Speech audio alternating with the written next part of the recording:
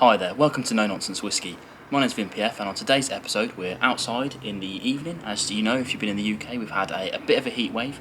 It's been quite hot for us. It's been hitting sort of 28 degrees, and for the worldwide fans out there who don't think that's that hot, as a country in the UK, we're not really equipped to deal with that. So kind of once a year I tend to get outside in the garden and do one of these videos, and it wouldn't be one of these outside videos if the cat wasn't involved as well. So this is Brian. Hello. He's getting a bit old now, bless him. So anyway, today we've got a cool review today. This is the Waxhouse Whisky number 3. A couple of months ago I did the number 4 release, the Cotswolds release. This is the number 3, and this is a Linkwood 10 year.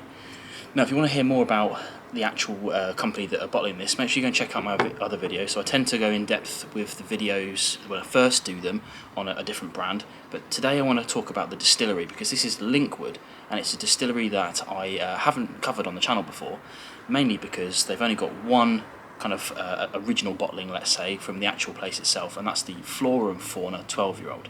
It's a Diageo brand distillery, so this is a distillery that really puts the bulk of its liquid into blends from all over, actually, mainly Diageo stuff, but really all over.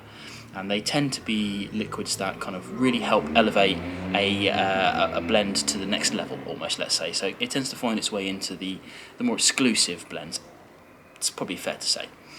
Now, it's interesting because this one is not only a kind of rare distillery to see, but it's also aged in a first fill ex red wine Barrique, which is going to add a little flavour to it, a little bit of depth to it.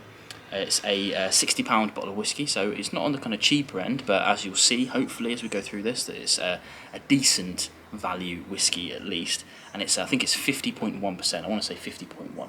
It is 50.1. There you go. So natural coloured, non-chill filtered, all the things that we like.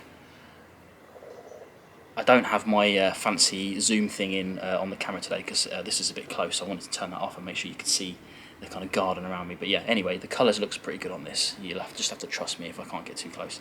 Let's get on the nose and see what we've got. Oh. Now, as a Speyside distillery, I often talk about things like apples and pears, orchard fruits, things like that. It's got those in spades. It's got a kind of herbal element to it, almost kind of grassy. Lots of toffees, caramels, that sort of things. Really nice nose. I find with red wine casks that you don't really get kind of red wine notes, let's say, although that's an expansive point. But it does create this kind of like extra depth to it that I think is really nice. Let's try on the palate.